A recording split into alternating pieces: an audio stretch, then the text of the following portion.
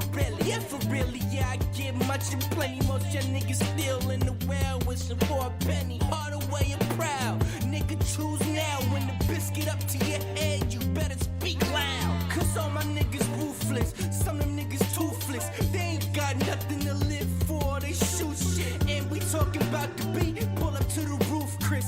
I'ma have you served well done on a toothpick. Spin around your block like a motherfucking fire spit. And nigga, we ain't camping, nah, man, this shit intense. Heard you talking shit on the block, but what's your intent? Pussy nigga.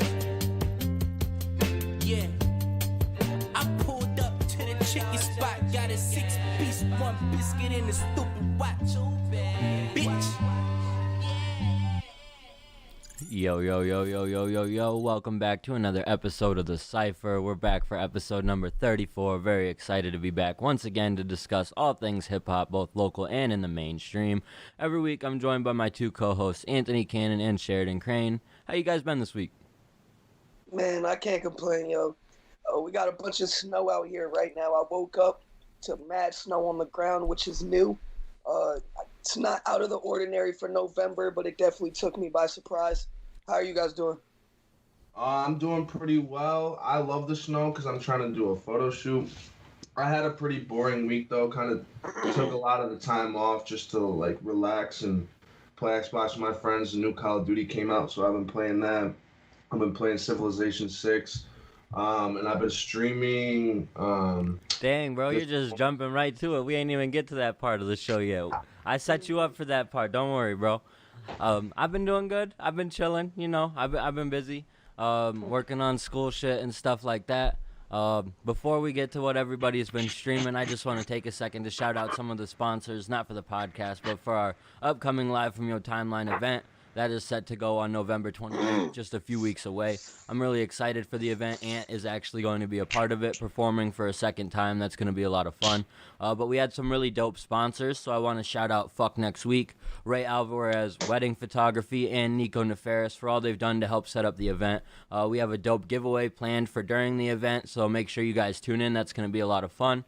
I'm really excited for the next Live From Your Timeline, and we do have another competition episode that is 5 weeks away, but we have to start promoting it a little bit earlier than later. So letting people know now, we will have more information on that next week, but so you know it's coming up. It is kind of right around the corner, 6 weeks out, but they come up really quick. So absolutely. All of that being said, we talk about what everybody's been streaming every week, so I want to ask, you know, Sheridan couldn't wait to jump to it. What have you been streaming, bro? So I've been watching this show on HBO called Room 104. Yo, word. That shit is wild. Yeah, it's crazy. There's definitely some slow episodes. But then there's like I just watched an episode with the actor from Atypical, the one who plays the autistic kid, and that one was one of the. I think that it's episode 10. Oh my god, it was easily the best episode and one of the most well done episodes of any show I've ever watched. And it's not one of my favorite shows. It's just a really cool. I recommend it to like watch in background. Because every episode's completely different. Or if you like trying out like experimental horror films, it's like an anthology series, and it's not crazy. It's not like jump scares. It's not like I'm trying to horrify you. It's more like psychological, what the fuck moments, you feel me? So I've never even heard of somebody else watching that show, so it's dope that you checked it out. I felt weird for watching it. Nah, it's mad cool. A friend recommended it to me after I'd been recommended a bunch of different shows that I'm going to end up watching, but they just weren't like jumping out to me. Friend mentioned Room 104, said it was kind of a similar format episode-wise to Black Mirror, which it is. It's nothing really. It's not like Black Mirror. Have you ever heard of Inside Number 9? No, I haven't. Inside Number 9. It's more like Inside Number 9 than Black Mirror because you're in like the same type of environment with a different script. You feel me? Yeah, inside it's the same hotel room or motel room each episode. It's just totally different characters. Yeah, different plots, different crazy. I don't know. It's unbelievable. It's really cool. I'm into it. I'm probably gonna get all the way through it. There was one point where like I saw 2 episodes and I was like, I might not keep watching this. I'm a little bored. But I'm glad I have because the last episode I watched was the best one yet. And you said you have HBO Max, Sheridan? Yeah, I watch HBO Max is the shit, man. That's So the you one have to it get. too? Oh, You have it too? I don't have it, but someone I know has it, so I have it. That's all you need. The app is so fucking laggy. I hate the app itself. Mhm. But I'm currently watching one of my favorite shows that I've seen all year on HBO Max. It's the first week that I've had HBO. You feel me? I haven't gotten a chance to go through everything, but I'm streaming this shit called The Night Of, and oh my god, every episode is gut wrenching. It has you on the side of your seat, like, oh my god, what is gonna happen next? It's on my list. Oh my god, bro! And I don't know why I picked it. It was random. I just read the little description, and I just can't be pleased enough with how they've done it. The acting is phenomenal. The script is crazy, and it's not another horror show, but it's one of those things that 2-3 episodes in, you're like, damn, this feels scary. Like I would It's not. funny. wanna be in this situation. I didn't really think of Room 104 as a horror show, honestly. I think it was like a psychological, I can't say thriller, but I think they would describe it as horror. So, want to hear something crazy? Is I looked it up and it says comedy. Yeah, comedy horror though, doesn't it? When I looked it up, it just said comedy, and I was really confused. Yeah, that's a mislabel if that's the case. But in terms of shows, every night I've been watching The Night Of. You know, the episodes are an hour plus long. You got to check it out. I just copped the new Cold War Black Ops last night. Was trying to run some split screen zombies. Turns out you can't run split screen right now for zombies, which is the stupidest thing I've ever heard in my life. They got tight. Bro, I was in here punching air. I got You need to get carried. Let me know. I was round 50 last night. Yeah, you don't even know. You don't even play the game. Wait, do you actually have Cold War? I went to round 50 last night on Cold War Zombies. I think he's capping, but we could play. If I'm you gonna tag my friends that I went round 50 with. If you need somebody to play with, just say that, bro. No, I got you. I'd love to play. I just turned it on last night for the first time. I love zombies. I've been streaming a bunch of Freddie Gibbs, Graph. No real new music, except Vin Diesel. Vin Diesel dropped 2 pop songs, bro, and I checked them out. And Sheridan, I need you to listen to Vin Diesel's music. If it's the last thing you do today, listen to Vin Diesel's pop music. It's a strange thing. Have you ever seen the Pitch Black trilogy, Chronicles of Riddick? I'm not sure if I saw the third one. Gas, bro. That shit is fire. Shout out Vin Diesel. Yeah, the only new music. Yeah, the only new music I've been playing, none of that new Vin Diesel. I played about 30 seconds of what Ant shared yesterday, and I was like, this is weird. But I played some Masego, the new Masego EP. I thought that was real dope. Otherwise, I haven't been playing a lot of new music like Ant. I did play a little bit of that new Lil Uzi Vert and Future project, which we have to talk about. What about the Russ EP? Oh, I did. I played a couple tracks off that. I'm not gonna lie. I played a couple tracks off that. I liked one of them. I didn't really like the other one, but the one I liked was like 6 minutes, so that's impressive for me. Is that the Absol one? Yeah, that was a dope track. I didn't listen to the whole EP though, so I don't really have much to say about it. I tried. I listened to the first track and I was like, I'm not really interested in this. So I do not want to be the one on this podcast defending Russ. You might have to be. I didn't listen to the EP. I only listened to the Absol song. And you didn't like the Absol song? I like the Absol's part, kind of. Russ snap, I thought Russell's part was real good too. Yeah. Yeah, Russ snap, bro. Like objectively, to hold your own against the best rappers in the world. Like my favorite rappers since I was yay high, bro. Some of the objectively best rappers ever to walk the planet. You feel me? And he's holding his own on tracks with them, not sounding like a scrub. And granted, this is what happens when you have status and money. you can pull shit together like this, but normally somebody just drawing this out of thin air would clearly look inferior on every single track and get outshined by the legends. He didn't. You know, they bodied him a little bit, but he held his own, bro. He was snapping. And in a lot of ways, He got like, bodied by Absol. well, yeah, well, that's expected. But in a lot of ways too, he kind of reintroduces these artists to a totally different fan base, because Russ's fan base and their fan base probably don't really cross a whole lot. So they kind of are introduced to a whole different fan base who might not ever check out an Absol track, but because they're a Russ fan, they will, and now they're fans of Absol. It might be funny to you, Sheridan, but I think it is something that really could happen, and I don't know that they're gaining a lot of fan base off of working with Russ, but it's just Benny interesting. The Butcher. Yeah. When is Benny the Butcher gonna have Russ fans casually listen to him? Mm-hmm. You know, like when is Crooked Eye gonna have Russ fans casually? If I know Russ fans, and you guys are right, there will be a percentage of them who do listen to this. But I know a lot of Russ fans will hear this shit with these rappers and be like, "What the fuck is this? Like, I want to hear Russ sing."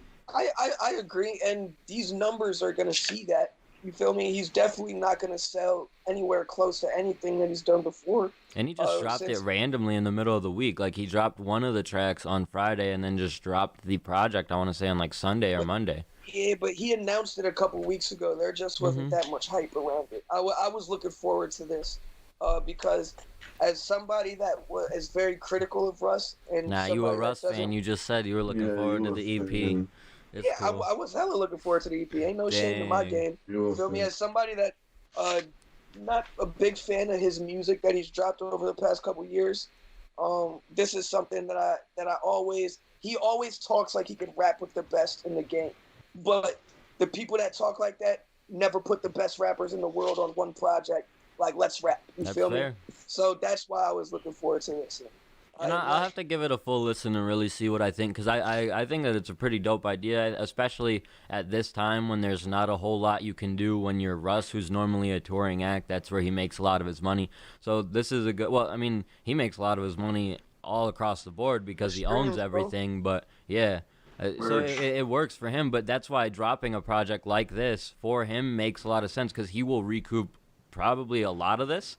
Most of this, a majority of this, because he probably did a lot of the work on it. Like, he has to pay the producers and the artists that worked on it with him, but he doesn't have a label over him. Like, a lot of artists are dropping full-length projects right now because it's the middle of a pandemic. You can't tour. The only way to make money is to drop music and to sell merch.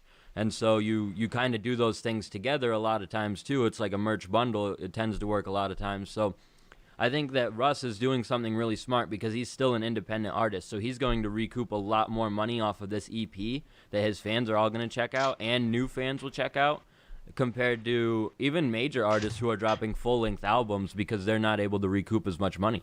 So I would agree. It's a smart situation. That this didn't. I don't think Russ is worried about the money for this at all. This seemed more of like a respect move to me.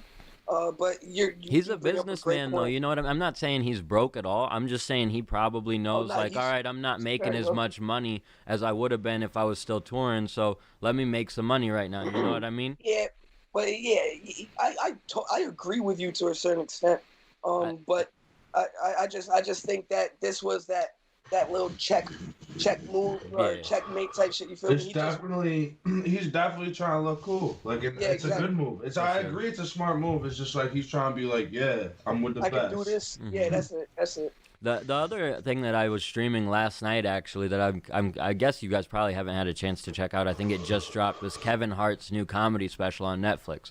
I don't know if you guys are big fans of Kevin Hart. I'm a big fan of Kevin Hart, but this really let me down. I thought that this was a really boring special. So if you do have a chance to go check it out, go into it with those kind of expectations. He's doing comedy from his living room about COVID. If you want to hear that, then sounds great. But it really wasn't all that entertaining as I was expecting. So I'm not a big Kevin Hart fan, honestly. Especially as a stand-up comedian, I'd rather watch Kevin Hart as like a sidekick in a TV show or I'm movie. Totally the opposite there, bro. Like, I would rather go back and watch his early comedy specials than watch him play like some dumb actor in a movie. Early comedy specials is different because Kevin Hart has some really great stand-up moments throughout his career. But I think he's heavily overrated as a comedian. Oh, no doubt. But it's tough for me because, all right, so we have the first couple Kevin Hart specials, which I really fuck with. Then the last two he did, I went to live, and I was high as fuck at both of them. So, of course, I'm going to have a good time and have, like, a totally different relationship with those specials. Yeah. So, but this one really let me down. Like, there's no way I'm pulling up to his living room. And it was just, to me, the biggest issue was, like, and it was strange because Dave Chappelle did something similar to this, but it wasn't really a comedy special, but he spoke about what was going on, and it was impactful. I liked that. This, with Kevin Hart talking about the pandemic, trying to be funny about the pandemic, I was just like, this isn't for me, man. And it's really not, like, if I want to watch a comedy special, I want to escape from that shit. You know what I mean? Yeah.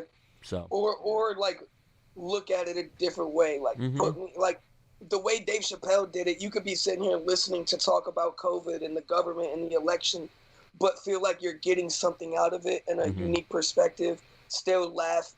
Shit, he be making people cry sometimes. Like Dave Chappelle, just the way he speaks is so powerful. And it's funny because I think that Kevin dropping this kind of establishes even more so the idea that he is kind of overrated, and being placed next to Dave Chappelle is kind of the wrong move for fans to make, because when Dave can address stuff like this so in such a perfect way and not really even have to be a comedy special, and then Kevin try to address it via comedy and it just kind of doesn't hit. I'm curious to see what the overall perspective is, because he is super overrated. So I think in general people will be like, this was a great comedy special, how cool, he did it from his living room. But I don't think it is. So we'll have to see. That is what all we've been streaming. We've been talking about what we've been streaming for a minute now, so we probably got to keep it pushing. We've got some local tracks to talk about that just dropped. Shout out to 607 Sound for the update. A bunch of Shawrack's new music. We got Stay Strong, Exotic, Born to Win, Broken Rockstar, and Crazy. All 4 or 5 individual singles dropped from Shawrack's. We also got another track from Ryan Bronson, always dropping new music. He dropped this track, Plays. We got some new videos, a new video from Meech Booker and Zen Black titled 11. That was a really, really dope video. I'm hyped to see Meech really working, and I don't know what type of mode he's on, but it's more music we've seen drop from him in a short time, so that's dope. We got Risk It All from 03 Costa and Had and Scar Studios, so they're all working together consistently. Got some new albums as well. Midnight Ouroboros from Deuce Ellis, Modus Vivendi from brother Tom Sos, and Do It for Lil Saint from an artist named A Slave Named Dot. The Modus Vivendi album name I thought was interesting because that's a crazy, like there's a really, really good album that dropped this year with that same title. So I think I like the 070 Shake. Yeah, that album was with the same title. So sometimes I think that artists should take the time to maybe reconsider, but maybe there's a real good purpose for the album name, and that's why you went with it. So you can smell a lot of music. The package smell like gasoline. If I fuck your bitch, don't hate to play. Don't be mad at me. I had to get one of those off. I'm sorry. Nah, you good. You good. That Meech that dropped was good shit. I'm excited. Like I said, I hope that we can get that on some streaming services or something. Is there a specific situation where you think, like, there's no problem in naming an album after something that already exists?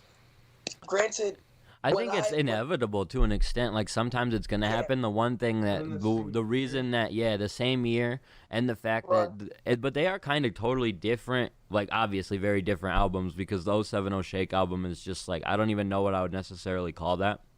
Just, like, really good music. It's, like, some R&B maybe, but it's more than that. It's, like, what would you call it, Sheridan? Do you even know? I think 070 Shake do, like, dance hall? Nah, it was just some really artistic music. That's all I would say electronic pop R&B. Yeah, there you go. That's the closest I could get. Yeah, and this was much more of like a hip hop album, I believe, because I checked out a couple tracks before we talked about this, and so I do think that it's okay because they are very different, and he's kind of going in a different realm with the title, because it's more of like an older saint type character, I think, and hers is way different than that, but it is still just a situation where you kind of have to think about it, you know? Yeah, no doubt. Like, when I was making Colorblind, I announced it, I was working, I had posters and shit promoting it, and I think 2 months before Colorblind was set to drop, Future, and I think it was DJ Drama, dropped a tape called Colorblind. It might not have been DJ Drama, but I almost had, I thought I was going to have to scrap my whole project because people were going to call me a biter, this and that, blah, blah. I didn't see too much of a negative reaction having the same name. I didn't see it. It didn't reflect in the streams, you feel me? So I think it's all circumstantial, like you said. Yeah, Well, and I think that album also didn't, like, a lot of people don't even know about that album. You know what album I'm talking about, though? Yeah, there was like one, and I don't know if it was are you sure it was a Future collab and it wasn't just a DJ Drama album? I'm pretty sure it was Future. I know Future was on the album like multiple times, but I don't know if it was, it doesn't really matter. But DJ Drama, like I couldn't name one song off of that, and I liked some of the songs off. I liked some of the songs. But it is fair to say that probably the audience that, what's his name? I want to make sure I get it. Brother Tom Sos is targeting is going to be different than the 070 Shake audience. So in terms of that, like the same name, it's not as big of a deal. If he was making the same kind of music and utilizing the same name, then obviously it's a much bigger issue. And Ant almost bringing that up makes me think more so like it's not an issue because in hindsight, once you look back on it, it's only kind of an issue because it is the same year. Once you look back on it, it's like, oh, that doesn't even matter. And it's a little. I think it's a pretty. I mean, Modus Vivendi is a pretty specific name. That's one other thing that I'll note. That's fair.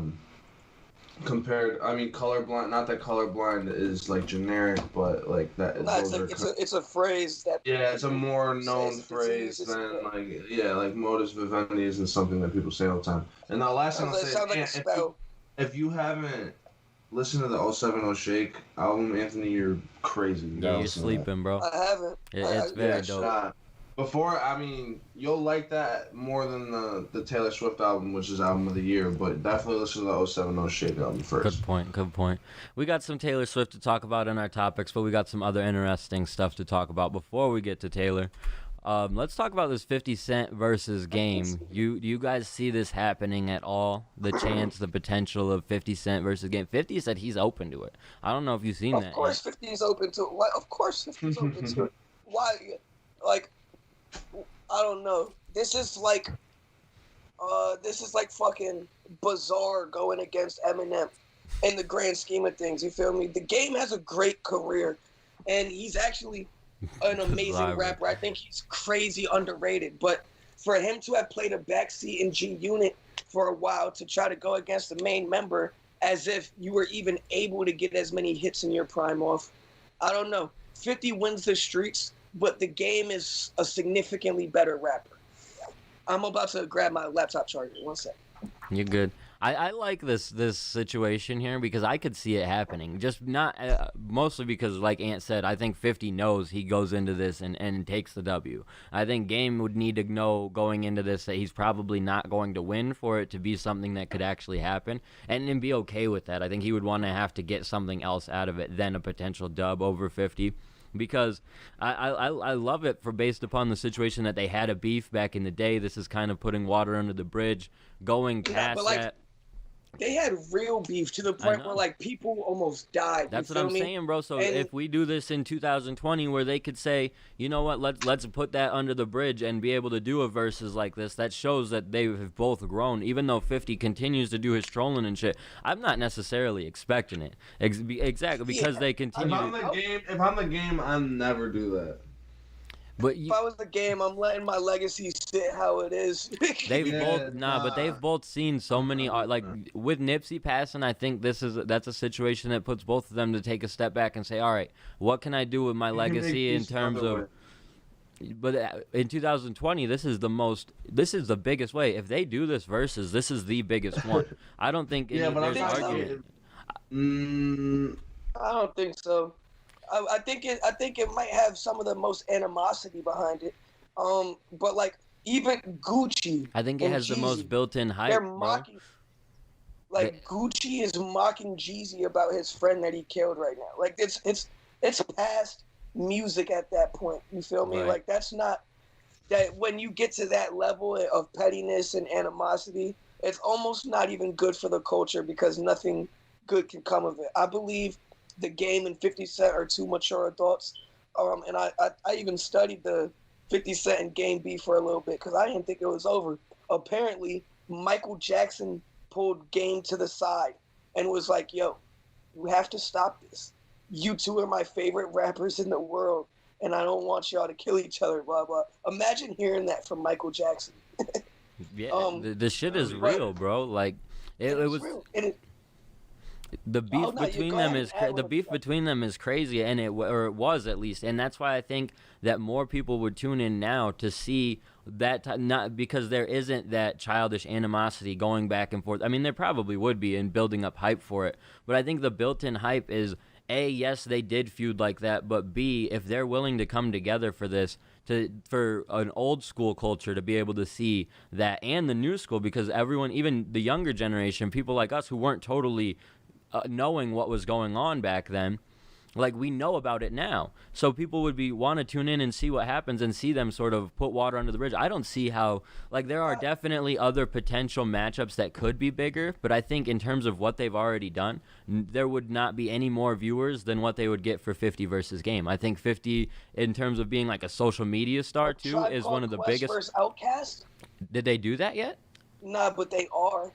They might, I think. I don't know if that's even been officially announced. And I don't necessarily think more people are tuned into that than 50 versus Game. There's been some crazy, like the Snoop Dogg and DMX one. Like, man, there are some. I don't think that. And granted, that's the only other one I think that really competes is Snoop versus DMX. John Legend and Alicia Keys. You feel like there were some great versus matchups. And those ones being Gucci, so great are what build up the numbers for this one. You know what I mean? Like, I don't think 50 versus Gucci Game does huge numbers without those ones happening first, but I think people are still catching on to what this is. So that's the next big one, which 50 versus Game is the next big one you can do. I think Gucci versus Jeezy is a big one, and I think it's gonna get a lot of viewers. But also, for the same reason that 50 in the Game would get viewers. I hear what you're saying. I don't think that has as much, like, I mean, and I could be off, but I don't think that has as much hype to it as the 50 versus Game situation. Well, that's because, you're not in New York, but I'm in New York, you feel me? The New York in me wants to say, yeah, 50 versus the Game would be bigger and better, but that's because I'm almost biased to it, you feel me? Right. I can't speak for you, but I know in New York, the way we're talking about a Southern matchup, like either of these rappers represent us, you feel me? Yeah. The buzz is traveling across the world, so that's how I'm gauging it. I think that the Game and the 50 Cent would be similar to Young Jeezy and Gucci in the sense that I don't think people are watching to see you rekindle or forgive each other. I think they're hoping that you guys talk shit to each other or there's animosity. You know, people thrive off that type of I think there's just both sides that would tune in, and for the 50 and Game one, I think that they just have bigger stars to them. 3 mil? I think they get 3 mil total viewers. Well, 50 okay, Cent. so DMX and Snoop did 2.7. Okay. And so like that, but that is kind of what I would. So again, like I said, that one would probably be the one to beat, and I think that they would easily do 2.5 though, 50 versus Game. I don't think Gucci versus Jeezy's doing that. I could see them cracking 2 mil. I bet they crack 2 mil. I don't think they'd beat Snoop and DMX either. I would not expect them to if they. I mean, that's 30 years in the game, you feel me? And DMX, everybody wanted to see. Well, what about 2 Chainz and Rick Ross? I think did a lot too. No doubt. That was a matchup that I couldn't care less about. Like that's the thing, though. Like they were both big, probably 2 of the biggest stars involved in Verzuz, but the matchup wasn't one that people really cared to see enough. So. Yeah, but 50 Cent's star power is so much different than the Game's. Like. The amount of viewers that he himself will bring into that, as opposed to the Game. Oh yeah, I don't think that a lot of people are coming to see the Game at all. I think a lot of it is coming from 50, but I think that 50's star is like bigger than a lot of these people's stars combined. Maybe not the Rick Rosses or the 2 Chainz or Snoop or anything like that, but I don't know. I do. I It's one that I would love to see happen. I will clear the night I would watch that. to I would chill watch that. and watch that from top to bottom because that's what I like with some of these verses. A lot of them, I get why people are tuned into them, why they want to see the matchup. I don't really get that into a lot of these verses, so that's why I think this one, and I probably am biased to this one, but I do think this one would do huge numbers because I think it does pull in a lot more casual hip hop fans who want to see 50 Cent do something like this and probably don't anticipate him doing it. So I think that's really cool. It would also just be great to rekindle that era of music and reminisce on it because 50 could do a verses with almost any rapper in history off of his first 2 albums alone. Yep. 50 could do a 20 or like 20 for 20 verses with almost any rapper in history off his first 2 albums alone. That's almost why I want to see it too, is because I want to continue to see the guys like 50 do it. You know what I mean? If 50 does it, I feel like it opens the door for other superstars to do it. Because 50 is kind of like a he 50 versus Drake would be crazy. I want to see 50 verse, and granted, the Game is a West Coast artist, so this is gonna sound weird. I want to see 50 versus somebody from a different coast who went on a similar run. You feel me? Like it's not like in Cali or Texas they were bumping Get Rich or Die Trying crazy. You feel me? New York is what brought 50 to his star power, and he was able to exceed the coast in the side that he's from. You feel me? So you want to see someone who blew up where they're at first and then sort of took it across the country because. I guess because they were playing 50 in the Midwest, bro. Like I remember back in 2003 hearing 50 Cent. Nobody appreciates 50 Cent like New York does, and that's because he's like a New York staple. Without a doubt. I want 50 to go against like a Southern staple. You feel me? A West Coast staple. I don't think the Game is a staple, even though he's one of my favorite. What about 50 versus Lil Wayne? I would be about that, but Wayne had such a longer music career. I would be about it, but like I said, 50 can go 20 for 20 off his first 2 albums alone with almost anybody. Yeah, I agree with that. True to that. And I just want to say, bro, I just looked it up. Rick Ross and 2 Chainz only did 200K. You're bugging. You got the wrong numbers, bro. I looked at 3 different websites. I promise. I'll fact check you when we're done. Fact check me, please do. I hope I'm wrong. That seems way off. Erykah Badu and Jill Scott did 700K, so if they didn't beat that, then we'll have to see. Continuing on a little bit about 50 Cent, he broke some news over the weekend about Jeremih. He's in critical condition due to COVID. There were some other reports that came out that Jeremih is apparently getting a little bit better, but his management has also said that there's still a bit of a ways to go with that situation. So, prayers out to Jeremih, and just the situation with COVID isn't necessarily going away, man. And it's unfortunate. It takes famous situations for people to really reflect on that, but sometimes it's what it takes. And I hope the best for Jeremih, and Chance the Rapper apparently has worked with Puff to get Jeremih better medical attention. So that's great. But then again, think about the people who don't have those. Who aren't Jeremih. Yeah. So. Shout out Jeremih. Very, very talented artist. But besides that, it's just a damn shame. And it's just another example that COVID is not just ravaging the older generations. You feel me? Jeremih is not an old head. I'm not sure what type of health complications he may have outside of his regular physique. But I don't know. He's young. COVID 33, bro. He ain't that old. Yeah, that's not old. That is not old at all. And if you think that's old, then I'm glad you're that young, bro. Congratulations to you to feel that young, but that's a decade. I mean, we've lost King Shooter. I think King Shooter was 26, 25 when he died from COVID. That was Dave East's right-hand man. This, Fred the Godson. He had health conditions, obviously. He was obese, but it's a shame. It's a damn shame. You bring up a good point. I know that Jeremih is a star, but what are the rest of the world and the citizens supposed to do that don't have access to celebrities or super high budget or a network like that to get better medical treatment? How are they supposed to go about it? Yeah, that's kind of one of my biggest takeaways. My other takeaway was like when I think Sheridan put this news in our group chat. When I saw that, I went and sort of looked at some of the stuff that I listened to from Jeremiah, and it's like I was like, damn.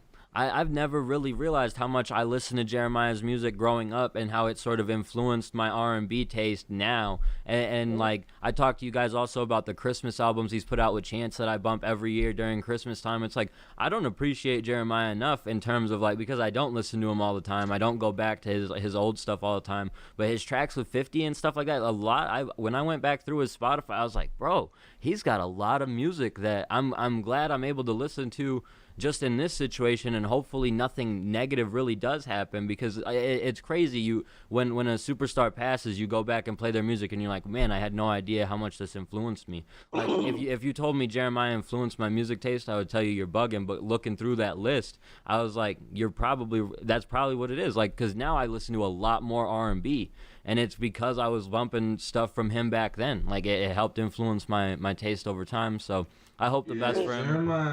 Jeremiah's fucking fire, dude. Like, Jeremiah's one of those artists, he might not be one of my favorites, but I've never, like, heard Jeremiah on a song and been like, damn, what the fuck? Right. Like, every time he hops on something, it's fire. Like, and he glides on shit. And like, he's nice. He had an insane feature run. For his feature game's crazy. He's one of the best feature artists in his lane. Yeah, I would agree, especially for that time period that he was really running and going out. He's still putting out music sometimes, just not as consistently, but for a while, he went on an unbelievable run.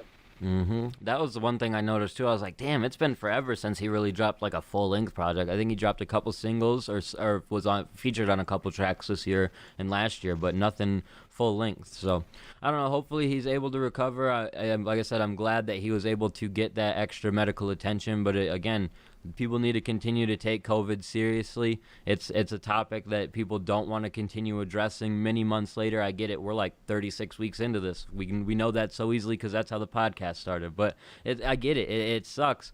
But at the same time, like, you got to keep doing what's right. Otherwise, because the more lax we've gotten, the numbers have grown. So I don't want to get too much into all that shit. Obviously, you can find all that information elsewhere, but just be smart about what you got going on. Another topic that is going to be an interesting one to discuss.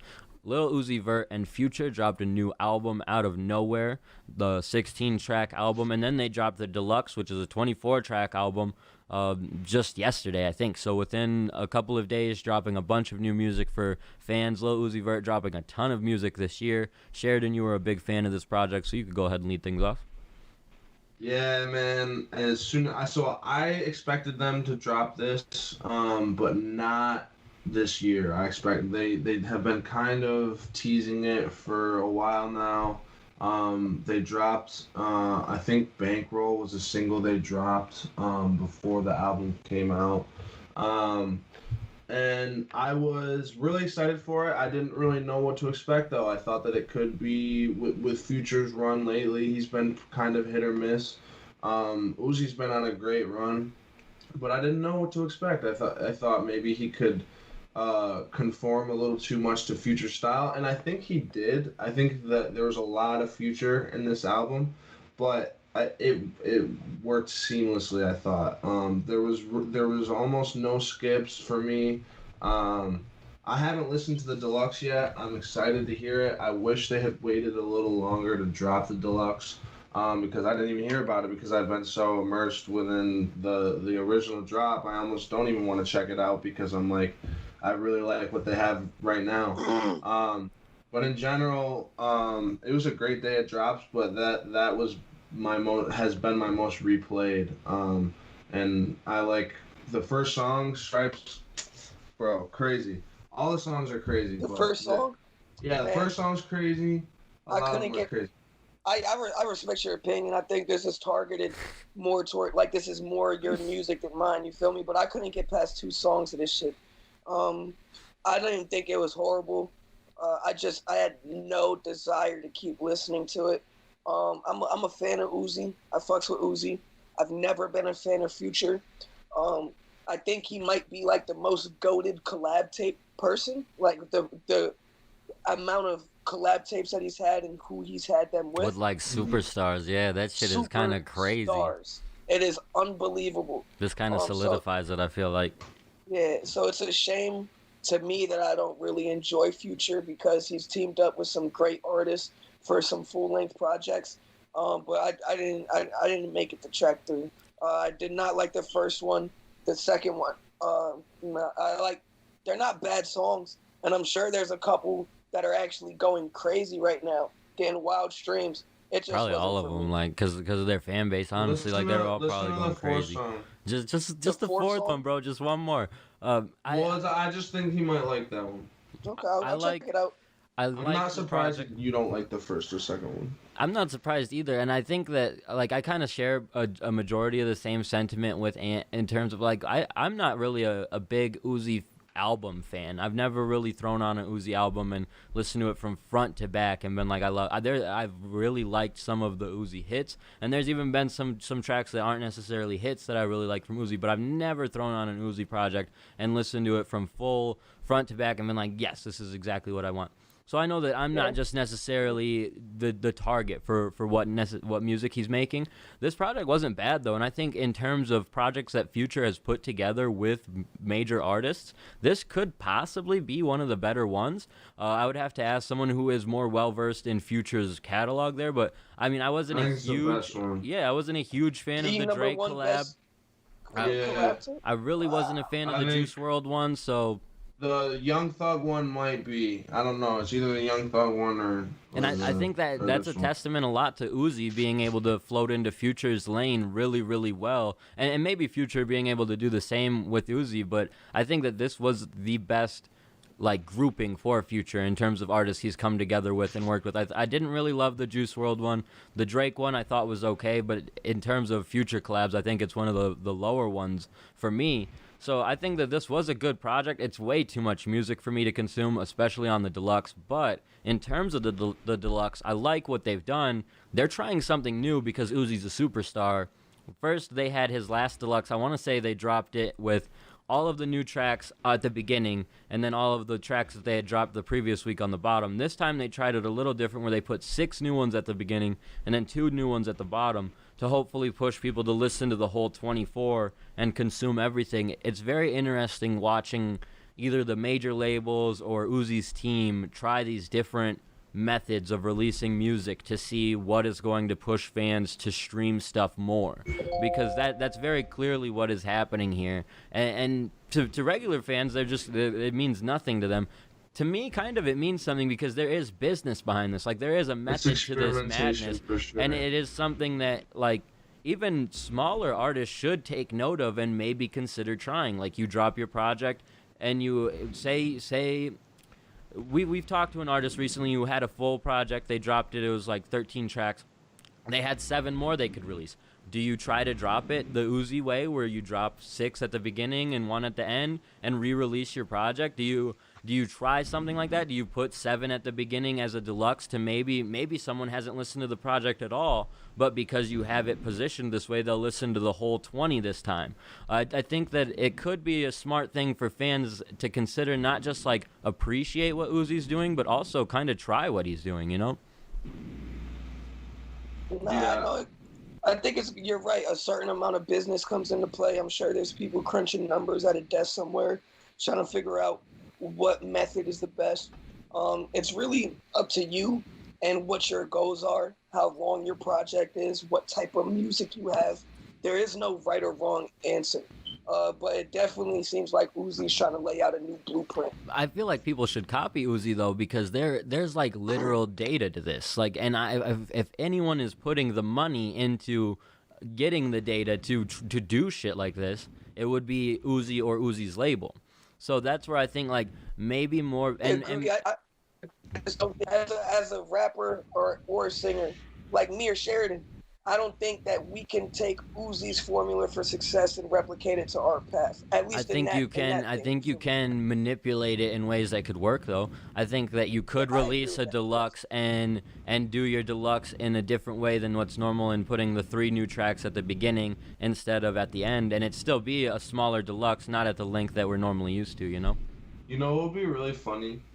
is if we're analyzing all this and it was just Uzi, like, he's just like, yo, like, you know, it'd be really funny, like, if we put the first, if we put the first 4 at the beginning and the 2 at the back. Nobody's done it before. That shit would be hilarious. With Uzi, that could be some shit. I too, mean, like, I'm not saying that's what happened, but I think there's a chance that it's not even like we're looking too deep into it. But even if we are, I still think if it ends up working, which I don't know if it will, because more. Do you so think though that people like? Well, think about it. Would people go to those 8 if they were at the bottom? Well, that's not what I'm saying though. I guess my point is it's so soon, bro. It's so soon. That I agree with. The project was a decent length. It's not like it was a short project. It wasn't long, but it was like a good length. So to drop a deluxe so soon, when people are still trying to like a lot of people don't even know about the album yet. Yeah, right. It was a surprise. Like, I don't know. It's just a lot. Nah, that's my thing. I don't think that a lot of people even heard about the project the day it dropped. You feel me? I was watching the Joe Budden podcast, and he didn't even know it existed. He was like, "Wait, there's a Future and Uzi collab coming out," and they were like, "It dropped already," and he was like, "What?" Like he exploded damn near. My biggest takeaways from this, I think the deluxe is a great point, Drew. A lot of artists from an independent standpoint, even local, like range it from much smaller to much bigger than us. It's a blueprint that you could use. I think the deluxe versions in general of projects are a great way to increase streams. And no one is doing it locally at all. Literally no one. Like, that is the one takeaway I can give all of you artists. Go ahead. Like, I'm just saying. He hasn't heard him. I know 3 deluxe versions of albums off the top of my head from albums that we all love that just aren't out right now. I can't say if they'll ever come out, but I know a couple different artists out here that have worked on it and are trying to implement something like that. I mean, it's hard, bro. Like, when you do it, and granted, this isn't an excuse, but when you do a project and it gets less than 5,000 views collectively, that's not motivation to put out the same project with more music. You feel me? Okay. Like, you want to get on to the next thing. Right. That's how I look at it, and that's. But maybe like try to build on to the one thing, you know. Like, I get that. I agree. I'm just saying I can't blame the mindset. Nah, like, I think that's what happens to a lot of people. But the deluxe albums are great. My biggest takeaways were that, and that Future needs some respect on his name from Anthony Cannon. I gotta put some respect. Thank God you put that part into clarification from Anthony Cannon. I thought you were gonna just say in general and say a lot of people throw a lot of respect on Future's name. So nah, he still needs some more. Yeah, sometimes he's overhyped. My respect level for Future has been so unbelievably low the majority of my life. I just watched the nigga put on his story, somebody that I respect to his opinion on music and world.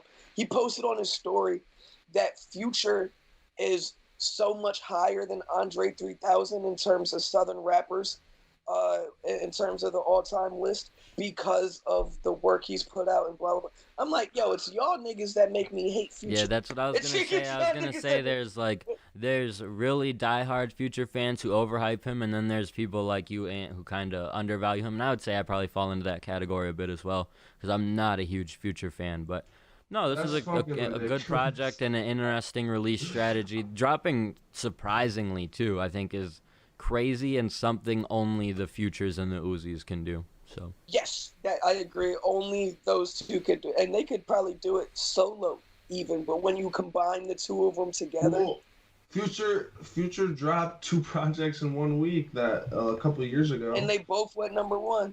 Yep. So, and like I said, interesting release strategy. Something else that's kind of interesting in terms of music. This definitely isn't going to fit everyone's demographic of what they normally listen to, but I'm curious about the business around it. Taylor Swift is re-recording old music after her masters were once again sold for $300 million. This is an interesting topic for me because I'm just not even totally sure how this works, that you can just go re-record your old music and re-release it. But what do you guys think of this strategy that she's willing to go back and put forth this work? I want to say this is like 6 projects worth of re-recording she's going to do. It'll be a breeze. I was gonna say. You think? Like I mean I know like. You know how many times she's performed these songs? Yeah, boom, bro. But you don't think her voice is any different? It's gonna sound any different from how it used to? Yeah, it will. But they'll try to make it as. I've never heard any of these albums, so she's a pro. I just wonder if they'll try to recreate her old sound, or if they will just say, you know what, let's just go with how it sounds now. I bet they'll do a little bit of Care both. Package from Drake? Right. Yeah. Do you know if Drake just had the vocals remastered, or if he actually re-recorded them? I would guess he probably just had it remastered, but I have no idea. Because I feel like I feel like even Taylor isn't going to do all of this unless she absolutely has to, and like literally she absolutely has to now in order to stop people from financially gaining off of her old music, essentially. So did Taylor buy her masters, or somebody bought her masters? Nah, someone else. So Scooter Braun had owned her masters. He bought her masters like randomly. Like she didn't know her masters were being sold the first time, or actually she didn't know the label that owned her masters was being sold the last time. Scooter Braun bought the label for $300 million, in turn got her masters for purchasing the label. She didn't really like this because he like tried to play a bunch of games. I don't know the whole story on why they're in a negative situation. At one point she tried to buy the masters back from him. His deal was, the only way you can buy these masters is if you agree to never say anything negative about me at all. Like at all. And that was before even being able to buy them. That was part of the negotiation process. Like in order to negotiate to get them, she had to say she would never say anything bad about him. So obviously she didn't want to do this. He turned around and sold the masters to an investment company for $300 million. But he still makes financial gain off of this for the next couple years. So she's not going to work with them either. Yeah, that's wild. And shout out Taylor, because if there is somebody who's in her lane that's capable of getting her masters, who has built her legacy. Like, I'm not a Taylor Swift fan. Like, heavy on the I don't like Taylor Swift. But her dominance is unfucking deniable. Goated. I mean, she might be goated. Like, I just don't know, like, what is she? Is she a pop star? Like, is that what you technically call her? Yeah. Yeah, she's a superstar though, bro. Like I mean, that's what I'm saying. Like, there are a few people how many like genres her albums have been dropped under. There's like 4 or 5. She has country, pop, electronic. She's like the female folk. Drake. You know what I mean? And, like, and I've never in my life pulled up to somebody and they're bumping Taylor Swift. Never in my since the past 10 years, since like all little kids in elementary. I'm saying, like, she has all these views, she has all these fans, she has a 15-year run of pure dominance. And for some reason, I've never pulled up on somebody bumping Taylor Swift. Like, that's because you don't pull up on me enough, bro. I'm telling you. If I pull up on you, album of the year, folklore. Well, and the thing is, she has the fan base too that will show out when she re-releases this new music, and that will also be loyal to the idea of, even if it doesn't sound perfect, even if it doesn't sound exactly the same, they'll still bump the new stuff over the old stuff because they're diehard loyal fans. I'll probably bump some of the old stuff just to see how it sounds in comparison to the stuff that I used to like when I was younger. So I'm excited for it, kind of like it's. Re-record 1989 re-recording is gonna go crazy, bro. And it's gonna build her so much hype out of nowhere, dude. For being able to re-release old music. I almost wonder if other artists will try to do this after she does it, because imagine if she even drops 3 of them next year. Like, she will be one of the most talked about artists next year just for re-releasing old music that people are gonna go back to and listen to, because it will chart, it will be #1, and. She's like, it's very crazy, and it's Taylor is a superstar, but she's also someone who continues to open the door for lower artists. You know what I mean? Like, like she doesn't just care about herself.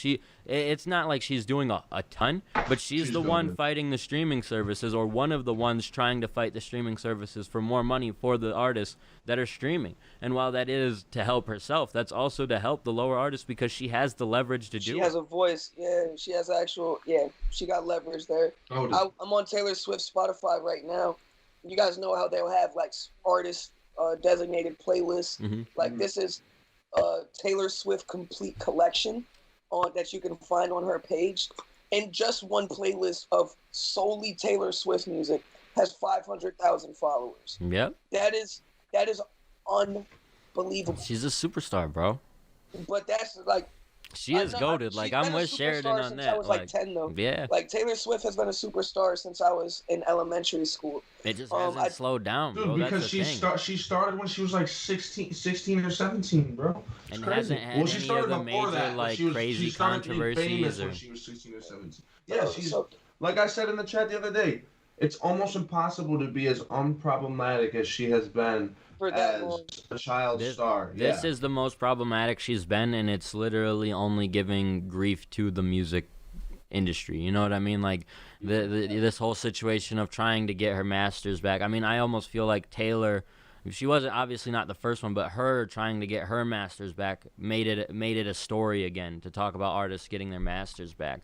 Like the whole situation of her shit being sold underneath her, of all people, Taylor Swift. Like of how high up it goes. It continues to remind artists of taking that shit seriously when you are signing contracts and being careful of what you're signing and what you're doing, because you can be the biggest pop star in the world in Taylor Swift and still not own the rights to your music. So it is an interesting case. T-Swizz will figure it out.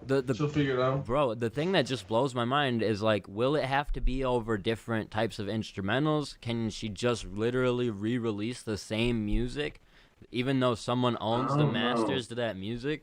It's a very interesting thing. And her letter back to the company who bought the masters, it was kind of funny. She was like, yeah, and I'm still going to re-release this music even though it's going to devalue all the masters you just bought. I hope you know that. Like, it's very interesting how upset she is about the situation. And you would be, but it's cool, like, because she don't take no shit. Well, no, bro, the fact that she's posting it on social media, I guess, is what's interesting to me. Like, putting it all out there, the whole situation, not just keeping it a private situation. So I think there was a point in her career, and I don't really remember where it was, where she got a lot of pressure because she didn't speak out about things, because she was told, you know, you're a pop star, you can have your opinions, but keep them to yourself because it'll divide your audience. And then there was a point where she was getting criticized. People were saying that she was like, because she wasn't denouncing Trump, and they were saying that she was like a white supremacist. And they got to the point where she was like, fuck this, I'm gonna say whatever the fuck I want. She basically like denounced Trump, said a bunch of stuff that like, and since then she's been very outspoken and like take no shit ass motherfucker. I've been like, it's well, been and I cool would to argue watch. to an extent too, she's kind of been outspoken. Like, since the Kanye thing, she's had to develop that. I don't think like not directly afterwards. Obviously, it took some time, but after that situation, she had to kind of develop that situation. So it's all a very interesting thing. If nothing else, if you're not a Taylor Swift fan, if you take nothing else from this conversation, I'm not going to say you have to own your masters forever, but be careful what you do with that shit, because once you sign it away, it's obviously going to be difficult to get back, and the bigger you get, the more value there's going to be to that shit. If you believe in yourself that much, maybe hold that value, maybe hold that leverage until you absolutely have to give it up. Even on a just to add on to that point, on a significantly smaller scale, a couple years ago, I had the opportunity to partner with this management company, and a lot of them were based in Cornell. An artist, I'm not going to put him on blast, but I've showed you guys his music. We all love him. He signed to the management company. He was already signed when they tried to pick me up. And one of their biggest pitches was, we have artists like such and such. He's now has to change his rap name. He's dropped 6 projects and can't get none of the royalties from them. He can't re-release them. His brand and likeliness is all tied to the management company. They own all that. So for him to put out new music, it would have to be under a brand new alias, and he could never repackage the old shit that he has now as it is. You know what I mean? Like, it's horrible. So it's not just about when you're making millions and when you have millions and millions of views. Try to make sure that your proprietorship and your masters are set straight on a base level just in case it blows. So you have as much leverage as possible. Yeah, because that's tragic, bro. Like, just that situation right there is a situation where you got to reset everything, and it's not a good situation to be in. It's one a lot of major artists end up being in when they blow, because they were signed to a management company that had them signed to these deals that are kind of ridiculous, that luckily they end up signing with a major label that, well, luckily they sign with a major label that gets them out of that deal, but then just positions them in a worse deal. So signing those shitty management deals early on is kind of what sets you up for the worst deal later. You have to be careful now, because if you do blow up off of the project you put out under that management company, and another major label does want to sign you, you will end up there because you want to make that money, but then you're going to end up under a worse deal because they bought out your contract from a management company that already had you under a shit deal. And it's not very often that the label is going to be like, oh man, you were getting fucked, we're going to help you out. They're more so going to be like, oh man, you were getting fucked, we'll fuck you harder. So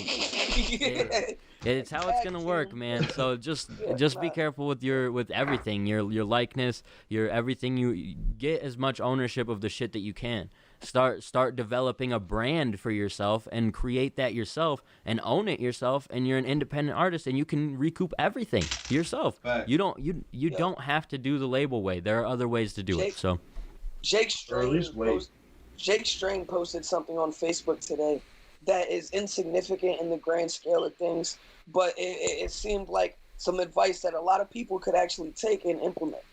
I think he said, I don't need a manager, I need somebody to manage my social medias. You feel me? And I think a lot of artists, it sounds very simple and basic on face level, but think about that. Like, a lot of people don't even have shit to manage. And especially when your social medias are inconsistent, you don't know what you're doing for promotion, how you're branding yourself, blah, blah, blah. I think you have to be at a certain point where a manager is not there to take an artist that's not making money and make him money. He's there to take an artist that's already making money and make him more money. You feel me? That's how I look at it. So a lot of artists try to jump in with premature management deals, even if it's official or unofficial. You don't really need a manager at the stage that really most of us are in right now. It might help, but for the majority of folks in situations, it's just going to be a headache with implications down the line that a lot of people aren't ready for.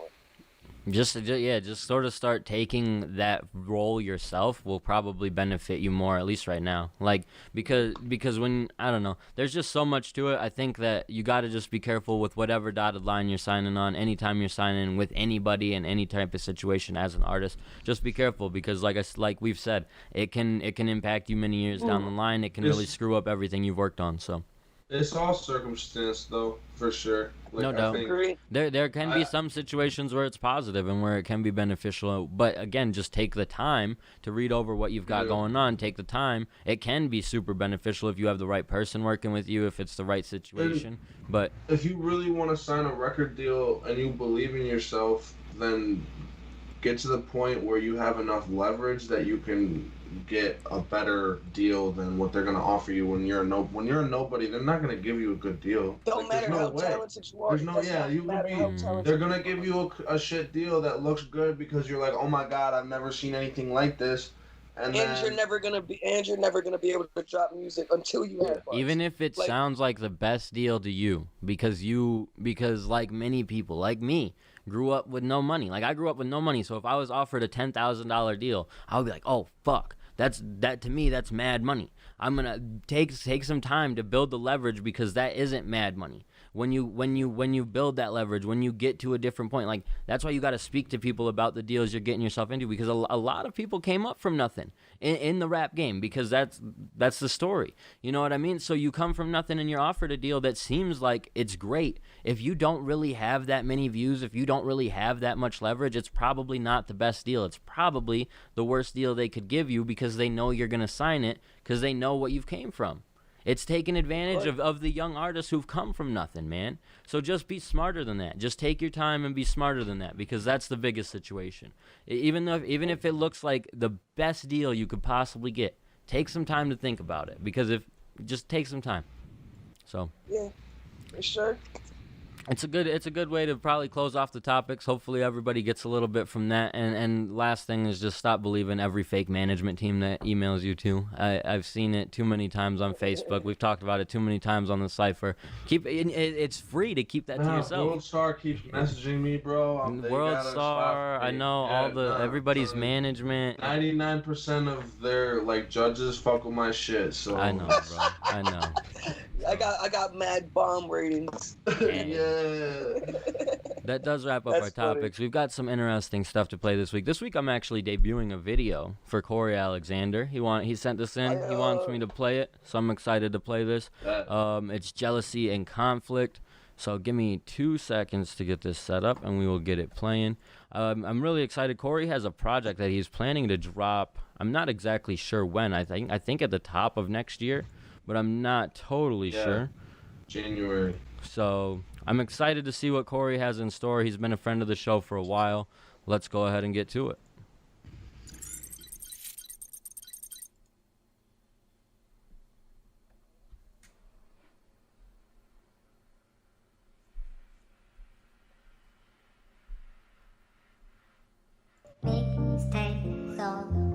The world is going crazy, so fuck it, I'm getting mine. I'm making a little money and spending a lot of time. Bootstrap nigga, I ain't hitch no ride, but promise you motherfuckers, y'all gon' watch me shine. And if you know me, know I like to cross the line. And y'all already know that I'm $1 a dime. Exactly where I need to be in my life. I'm a long game nigga, I could play all night. I'ma fuck around, make my first million. Once I get one little Wayne, no ceiling. When you play my record, you get all up in your feelings. Corey Alexander only giving you the realest. They be like, who the hell? Now it's like show and tell. Play it for your niggas, for your parents, for your girlfriend. All up on the channel of your TV, on your radio. When you hear me, gon' turn up the speaker of your stereo. Yo, goddamn, who is him?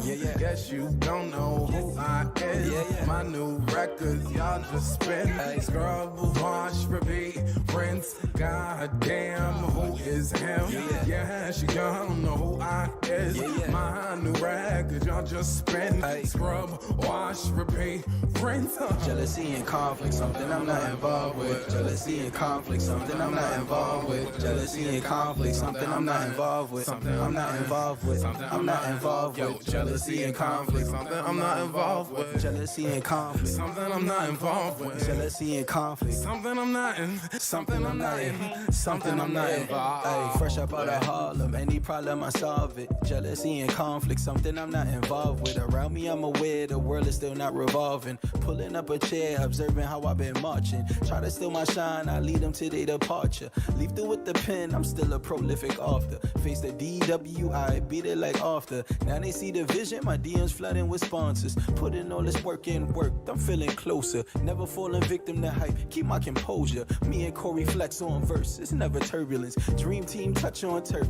it's fucking murderous. And we still know our worth, you never heard of us, yet it's still no love lost. This shit a courtesy, everything we doing and proving it ain't occurred to me. Anytime these blessings manifesting, more Baby currency. like goddamn, who is him?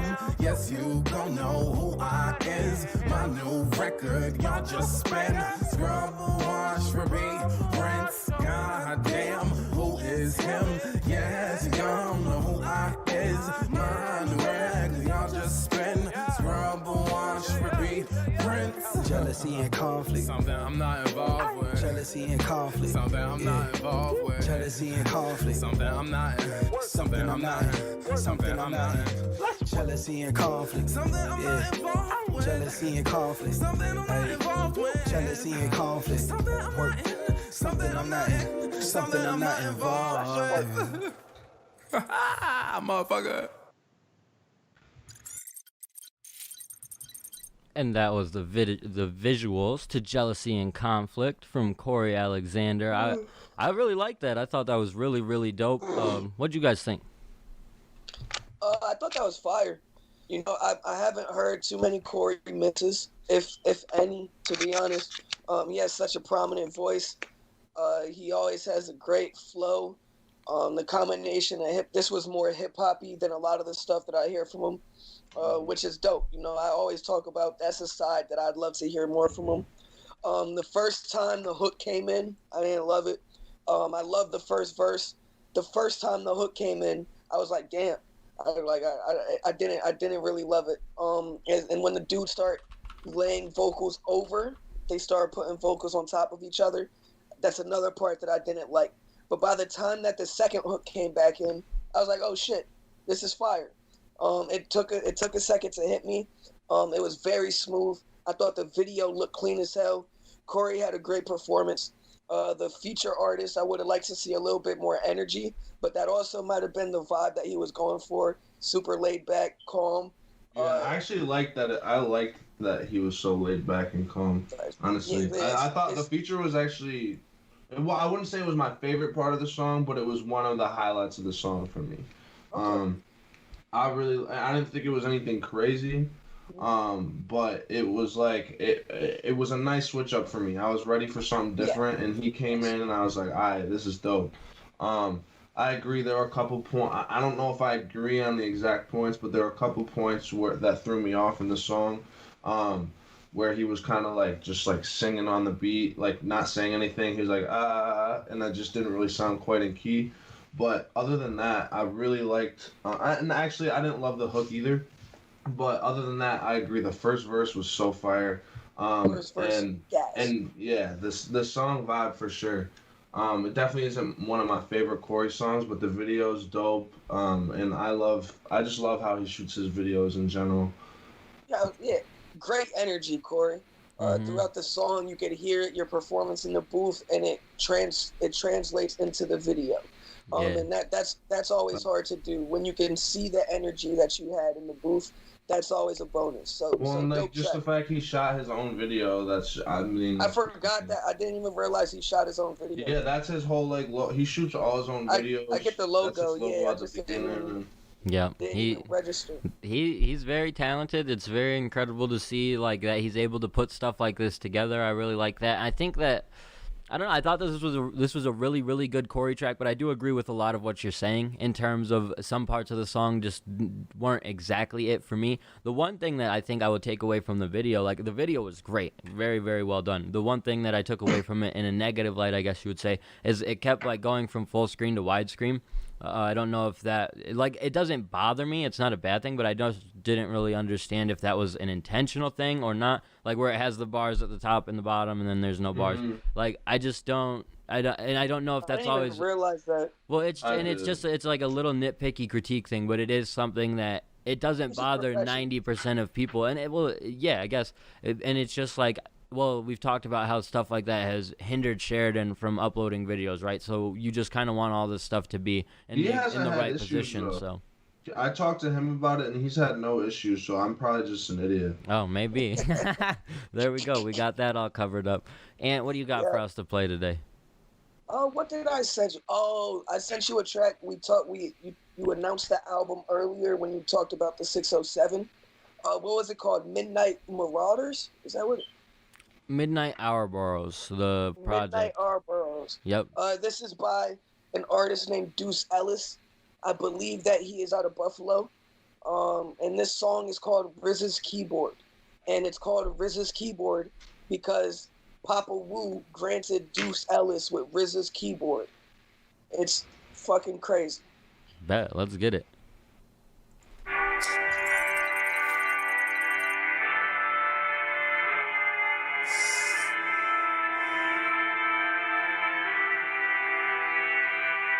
Check it. The cowards never started, and the weak died along the way. That leaves us, ladies and gentlemen. Talk so wrong. Yo, far as the shit I'm kicking, ain't nobody close to it. Got him open, everything that I spoken to opiate. Take a token, it's your solar lift. Slime, I shine on some solar shit. So control the hole in the smoking blick. You just a Vic, get done dirty. Early like 6:30, real shit, every nigga in my clique sturdy. Me me and Deuce throwing rappers off the roof. You'll hit the ground and die cause you lack fly attributes. The world ain't been the same since Eve ate the apple fruit. The devil try to finesse you and tell you what you have to do. You weak if you follow it. Got my knowledge off the street, non-collegists. Found the diamond and polished it like an anthropologist. I study how niggas went from nothing to something and started profiting. You niggas rats probably be up in the precinct proffering. Looking for some dope, grab my CD and pop it in.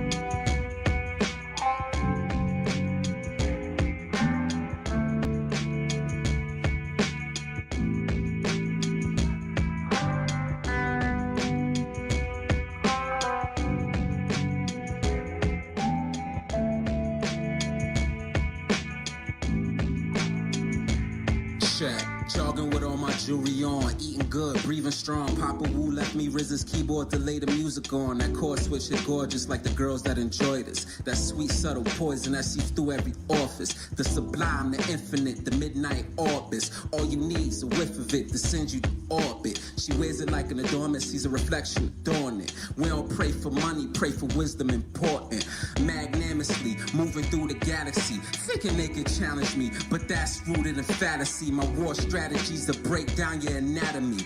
Master my duality, love is my reality. Jet skis and scooters, girls smoking on hookah, witnessing the power, street knowledge. They kicked me out of high school, I turned the trap into a college. Cause your college is a trap, you can front if you wanna. To see me flip the money like hurricane runner. Now let me grab my guitar and do you a number. Fuck 'em.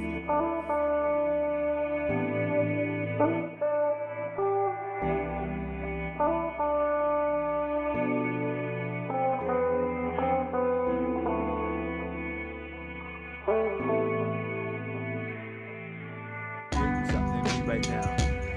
For real, man. I love y'all, man. This is deep. You know why? Because my justice is my reward. It's not a penalty. I'm receiving everything I deserve right now because I always thought in my life that it was always good to give and receive. It's always been a blessing. Now how far do thou travel? Thou travel as far as the mission that he can what? See. When you see, you understand. And when you understand, you can explain the things that you see. This is your destiny. This is your future. You have to rise and take your place. That was RZA's keyboard from Deuce Ellis. I really like that, Ant. That was really, really dope. The vibes were dope. I thought that was really well produced. I thought it was really well done. Sheridan, what do you think?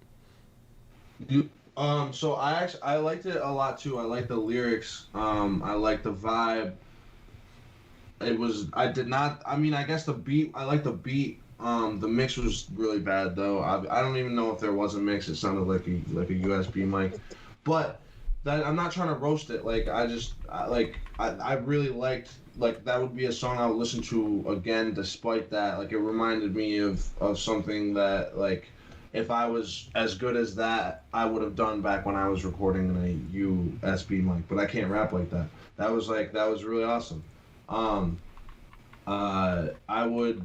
Who was the artist again? Deuce Ellis. His name's Deuce Ellis, and the feature artist was Rome Streets.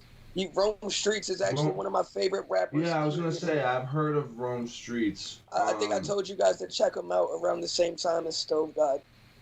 I'm gonna check out the rest of this. It's an EP. It's an album, I think. Okay, I'm gonna check out the album. It's well worth it. You feel me? Cat is still, I would consider him underground and local, but he surpasses that threshold. You feel me? Mm-hmm. He's got industry features. He's got major press. He's got cosigns by Griselda, and more than that, like legends fuck with his music. And he's a pioneer for not only his music, but I think he's into the arts as well. So that's cool. I sat through and listened to this project 2 or 3 times front to back now. because a lot of the music that I have is closer to this sound than one might think. Like, this is the type of vibe that I am infatuated with. This is what I listen to when I'm by myself in headphones or blasting at 3 a.m. smoking, you feel me? So as soon as the production came on like that, I'm hooked. You got Rome The beat Streets, is crazy. right? Yeah. And I think he produced the whole album. He produced the whole album himself, if I'm not mistaken.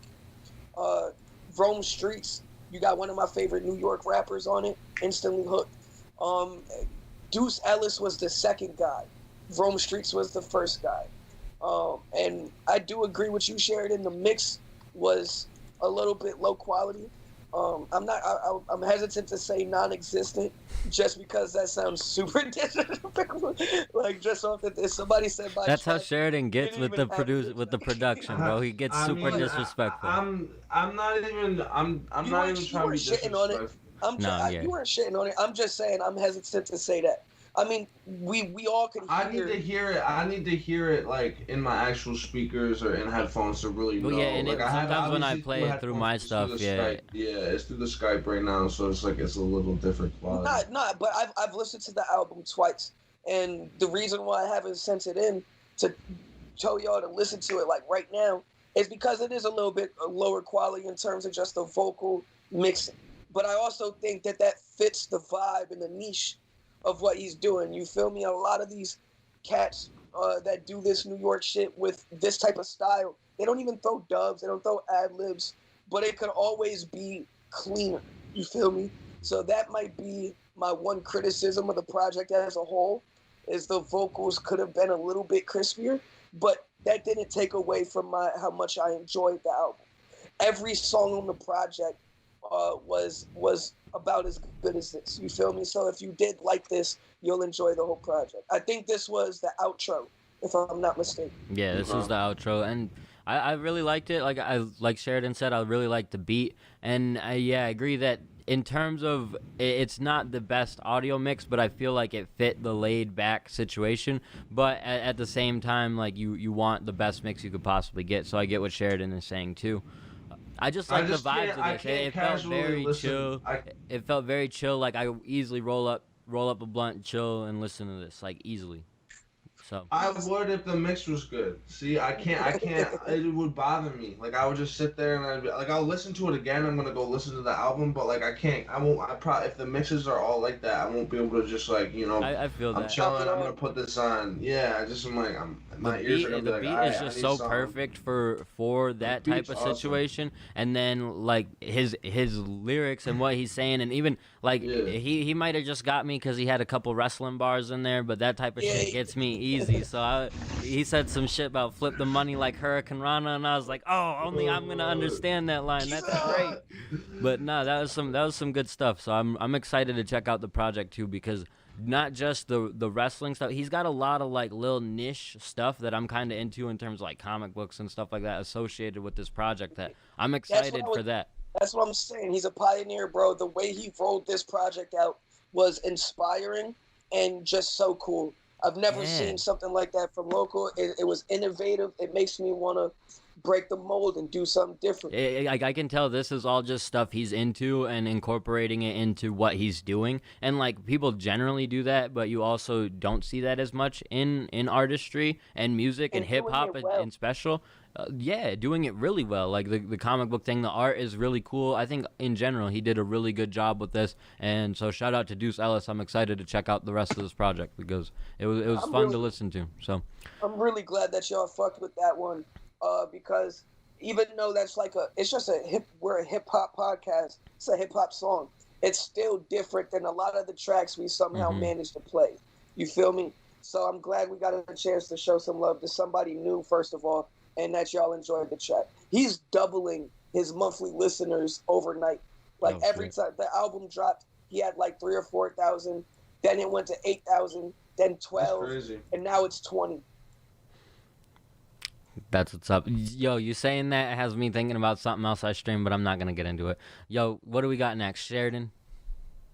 So we got Exotic by Sha Rex. This is where he's from, Elmira, right? Yes, sir. This is an artist that we talk about quite a bit lately. And he's somebody that I've recently been getting into a lot. He dropped like 4 or 5 songs this week. Pretty crazy. This one I'm pretty sure 5 this one tracks was my onto favorite streaming one. services. I don't know how much he had on streaming services before that, but I was really appreciative of that. Hardly Like, anything. as someone who's just starting to get into his music, being able to access it easily now, I'm hype about. So yeah, let's go ahead and play this. And I'm about to take this exotic dab. Yeah, Showrax, exotic. JT on the track again. Yo, Shy, you got me in this bitch. Tweaking. Lil' baby says she rock with me, she hold my Glock and shit. Yo, bitch, she wildin', she off her fifth and she sucking dick. Ballet the bottle, we rollin', smoking the dopiest showers and dollars. We don't do drama, bitch, so don't go for it. Young niggas wildin', hop out the car, that shit get violent. Better keep it quiet, we change your body, that's anybody. That bitch be honest, she doing coke and she poppin' molly. New whip is probably a Maserati, that bitch exotic. Fire, and here I am. Ooh, little bad bitch, she dancing up in the stance. I'm like, I want Michael Mary, I don't want romance. I know my brother finna blow, I told him now was a chance. Hey, bad bitch, she solid. I hear about money turn fast to solid. Yeah, let's see who want it. We trapping hard, we bought that water. Shorty on my body, she said that she not for everybody. That bitch be lying, she off the drugs and she put the coat hit it, steady hit it shit. Be really special shit, Brody leave no witnesses. You niggas say that you be rockin' with them haters, yeah, we rockin' with them, yeah. Yeah, we rockin' with some killers, yeah, we rockin' with them, yeah. Lil' baby says she rock with me, she hold my Glock and shit. Yo, bitch, she wildin', she off her fifth and she sucking dick. Ballet the bottle, we rollin', smoking the dopiest showers and dollars. We don't do drama, bitch, so don't go for it. Young niggas wildin', hop out the car, that shit get violent. Better keep it quiet, we change your body, that's anybody. That bitch be honest, she doing coke and she poppin' molly. New whip is probably a Maserati, that bitch exotic.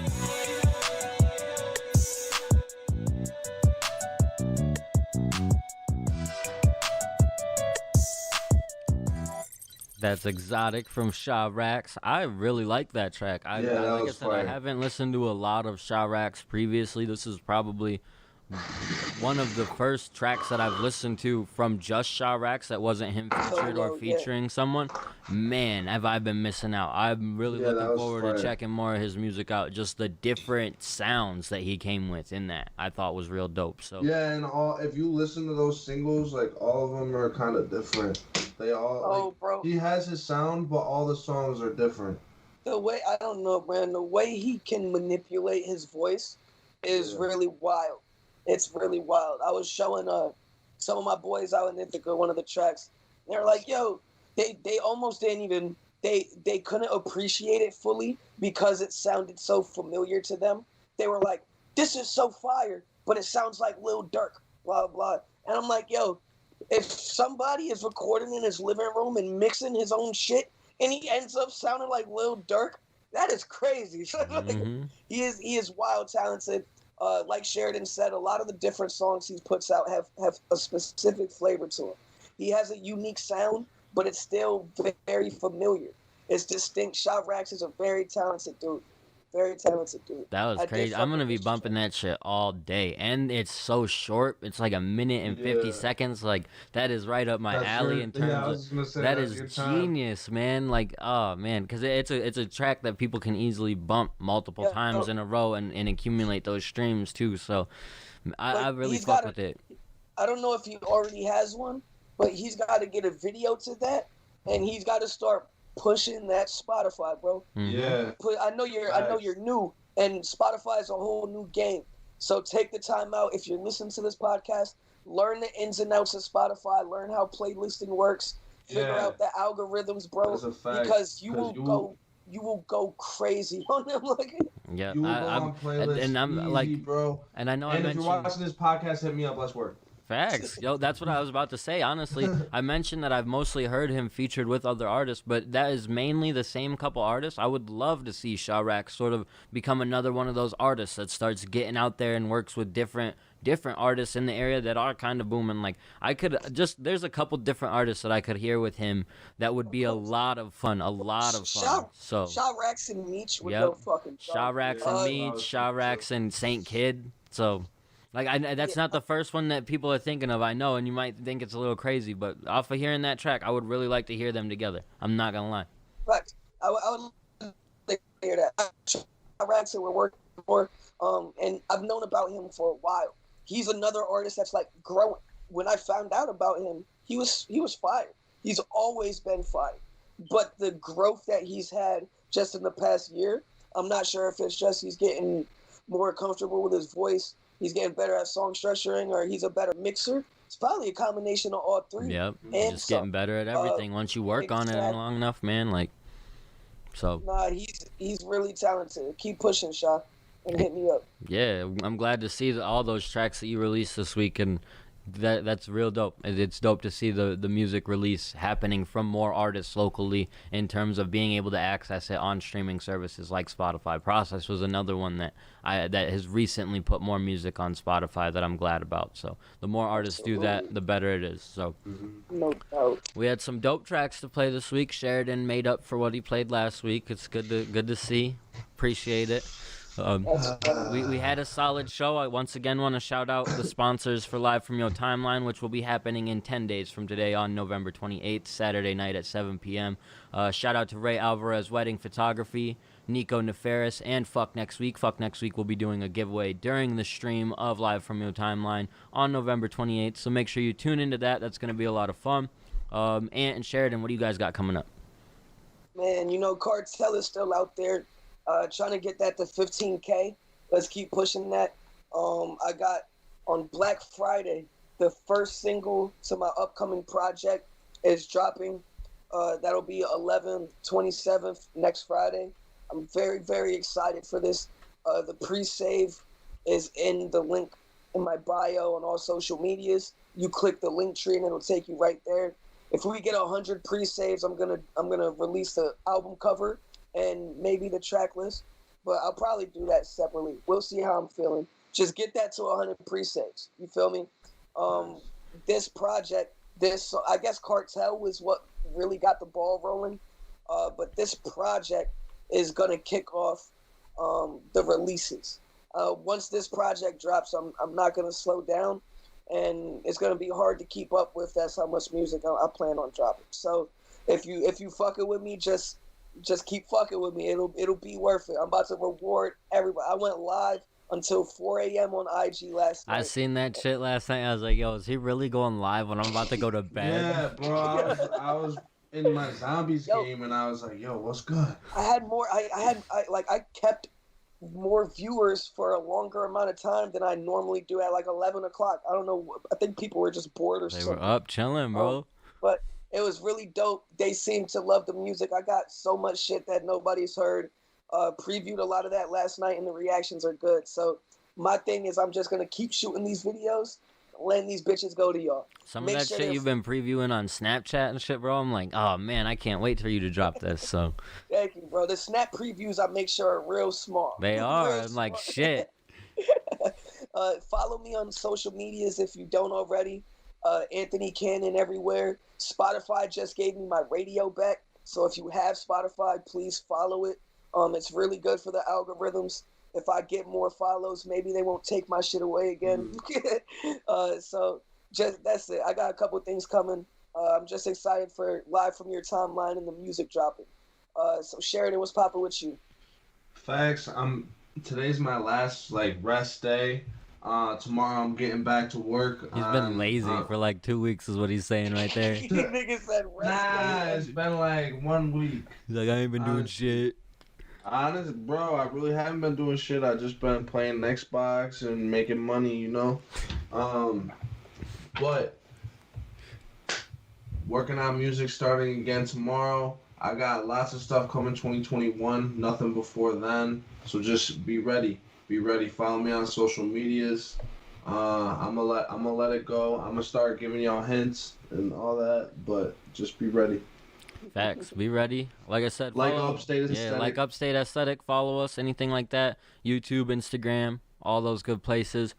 Make sure you check out Live From Your Timeline. Thank you guys for continuing to support what we've got going on. We're gonna play a little bit of Chicken Spot and get out of here. Cool.